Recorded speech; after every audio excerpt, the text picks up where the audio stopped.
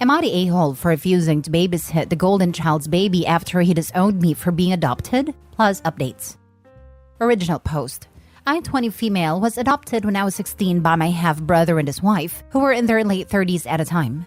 They already had 6 children when they adopted me, but it was never an issue. They have treated me like their own kids since they met me, and later adopted me. So did all their other kids. Except for one, their golden child who is only 4 months older than me, who we will call Chad. Chad has always been an insensitive a-hole to literally everyone, including our other siblings. He would literally fist fight our older sister, say horrible and mean things to everyone, and get away with it. He also had extreme anger issues that would cause broken doors, holes in walls, etc. He also got to do everything me and my sister were never able to do. Got a free car, go out at night, etc. When we were still in school together during high school, he got up in front of our whole class year and told everyone I wasn't his sister, and never would be. He then told me in front of his friends that I would never be a part of his family, and I should just get over it, and walked off. This was not a one-and-done thing. He would keep doing this up until he moved out and I stopped seeing/talking to him. Golden Boy once again got a limelight of the family after he got married right after high school, moved out to his wife's family's house, and then had a baby, the first grandbaby. Since this has happened, I have stayed as far away from him as possible, only seeing him for family pictures every year because our mother asks. Recently, I decided to come forward to our mom about what he said and did because she was upset about how I was distancing myself from him. She basically pulled the "that's still my kid and it's my first grandbaby" card as the reason she wasn't going to be upset over it. I didn't really care, to be honest. I knew it wasn't going to change her mind on her kid anyway. Then, out of nowhere, I got a message begging me to come to babysit for them because you're the only one who can deal with these kinds of babies because no one will help. Apparently, they're weaning their kid off of breastfeeding, and the baby is extremely clingy because of that. And the fact that mom is a germophobia who has basically isolated this kid since birth, it literal has only been held by like 6 people since it's been born. They know I don't sleep for the most part because I'm an insomniac with ADHD, and I also am not bothered by crying. For some reason, I can sit for hours with a baby crying and it doesn't bother me. Can't tell if that's a blessing or a curse at this point. My sister is mad at me because apparently they haven't asked anyone else in the family for help but me, and everyone wants to go see this baby. Am I the a-hole for not wanting to be around or take care of the baby because his father said I'm not a part of his family? Now, for the top comments before reading the update. Not the a-hole. I will send them your hourly rates you will charge for the work. When Chad tries to pull the family card, say clearly that he has always publicly announced that you are not his sister and never will be. So you are only keeping Chad's word. Oh, please do this. This is so perfectly petty. OP should make sure to remind him of every single time he wronged her. Make him really think about his actions.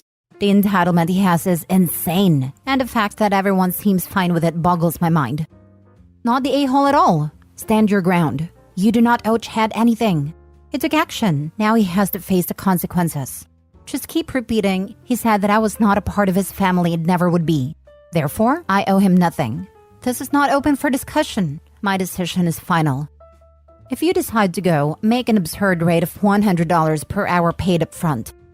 I say this gently, but your adopted parents aren't as great as you think they are. Treating your children differently, showering gifts and praise in 1 out of 7 kids and allowing one to be an a-hole to the rest is horrible. And I'm sorry they knew way before you sat your mom down and told her. She has always known and looked the other way. Now for the first update. I want to say this. I read everyone's comments and it made me feel much better knowing my feelings on this whole situation are valid. I wanted to give an update that most of you may not like. After I posted, I ended up talking to 2 of my friends from high school. They were actually there during multiple occasions when Chad publicly said all that stuff. I talked with them for a little while, and one of these friends actually came over almost weekly when I was still living at my parents' home, so she firsthand understands my family. We talked, and we all mutually agreed that I go this once and see if I can mend things. If not, I can tell my mom and sister I tried, and we are done with the whole thing. And if the whole negative thing with my family keeps up, I will cut them off for good. So I accepted to go babysit. I went over to Chad's house around 8 p.m. As soon as I showed up, I was greeted by Chad's wife, who was extremely happy to see me. She was tired. You could just tell she had the "I have a 1-year-old" face going on. She talked to me for a few minutes about how happy she was I came over and how she was glad to be going out with Chad. I kinda just listened to her go on and on before she finally got to the baby. Let's call him Seth. She explained to me his night routine, feeding, etc. Nothing too big. Then she got to the end where she started going on about how he was having crying fits at night and how he wouldn't get to sleep until mid-morning. I was a little meh on that, but all babies have different routines, I guess. She then said they would only be gone for about 4 hours and that they would be home around like 12:30, 1 at the most. After this, Chad shows up from their room, literally starts talking to his wife, looks at me and then just looks me over for a minute and gives me a small wave and nod before heading out of the house. His wife follows and simply tells me to call or text if I need anything. For a minute, I was just stunned, but went to work to see Seth. Which was odd, because it was my first time seeing him in person and not in the photos that are hung around our parents' house. In person, he is the cutest little baby ever. He was fine the whole time, and he only cried because there was no one in the room, not because of the weaning. By this time, it was around 11:30, almost 12. I would check the clock every few minutes just to see what time it was. 12:30 rolled around, and I'm like, should I text them? And I'm like, no, let me give them another few minutes until I need to text them. I ended up texting both of them at 1, asking where they were because they did say they would be home by now. I got no reply from either of them. They finally show up at 3 in the morning. I'm livid at this point. Not even over having to take care of Seth for a longer period of time, but just because they never texted me back. Like, what if there was emergency or something? They walk into the living room and I'm just like, I texted asking where y'all were and no one answered. And Chad's wife starts saying, oh, Chad said it was fine and that it would only be an hour more. And I was like, you know what? It's fine. Whatever. Seth is sleeping. She looks at me all weird and I rolled my eyes, say, it's not the weaning that makes him cry at night. He gets lonely. He's clingy. Just let him know you are in the room when he starts crying and he will go right back to sleep. I started to walk out with my stuff. As I was right about to walk completely past Chad, I turned around and was like, so you aren't going to say anything to me? After I looked after your kid for like 7 hours now? He snorted at me and was like, no, my wife is the one who talked to me into this anyway. Mad at his point, I said, so this wasn't, I don't know, possibly a way to be able to apologize for high school? Or maybe all those other times you decide to outcast me from the family? Because I was under the impression that maybe you want to patch things up because of you asking me of all people to watch your kid. He sat there for a minute and just said, what should I apologize? Because literally nothing from high school has changed. Man, you really do need to just grow up and understand that me and my wife aren't going to cater to you like mom and dad did. Because you're adopted. You ain't our family and you won't ever be. At this point, I just got in my car and left. I ended up texting my mom about all of it, thinking she would get it in the morning when she woke up. No, of course she had to be awake. She apparently told Chad's wife about the conversation we had about all the stuff Chad had said and done to me in school. Apparently, his wife felt bad because she had an adopted sister too, and felt horrible that Chad had done and said all those things. Apparently, mom didn't know about Chad asking about the babysitting thing until now, and she started talking to the wife who is now upset. Apparently, she thought Chad would have changed since then and didn't think he will act the way he did when I left. I told my mom that I'm done with him and that if something ever happened with Seth, then I would be there, but I was done with them until that happens.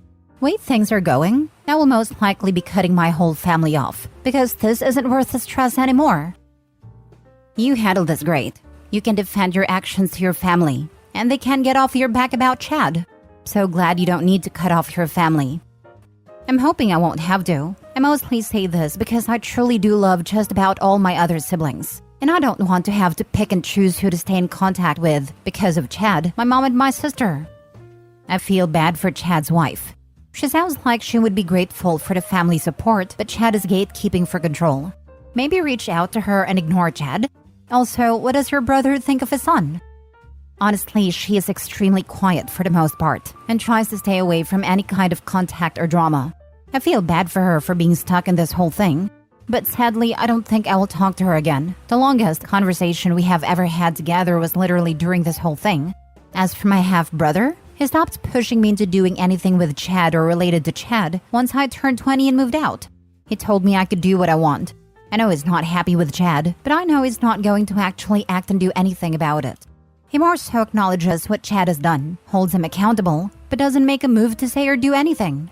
He's doing a better job than my mom though, because he at least doesn't choose his side or tries to make an excuse to keep backing Chad. Can you ask your mom why she accepts Chad treating you like this? Let her know explicitly that it's hurtful that everyone seems to be okay with him treating you like this, even though it's ridiculous to have to explain. When I had a talk with her about all the stuff Chad did, she made it clear that she still loves Chad extremely, and that that's her son and grandbaby, and it's not going to change anything. Acting as if by me telling her what he did and how it hurt me was a cause to somehow make her choose which child to love or something.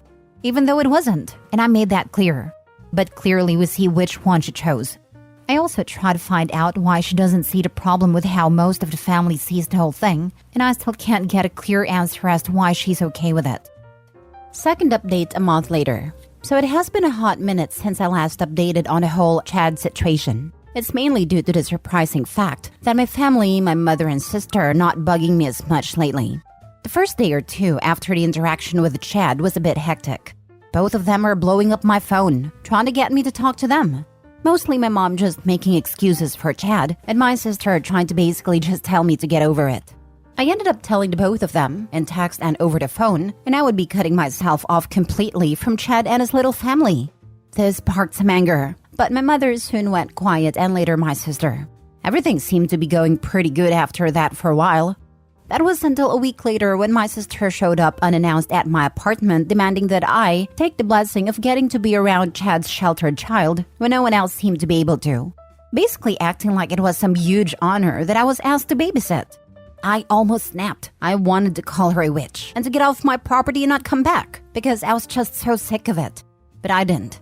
For my doorstep, I told her that if she wanted to see the baby so bad, just go over and see it. It wasn't my issue to deal with, then slammed the door in her face and watched her leave.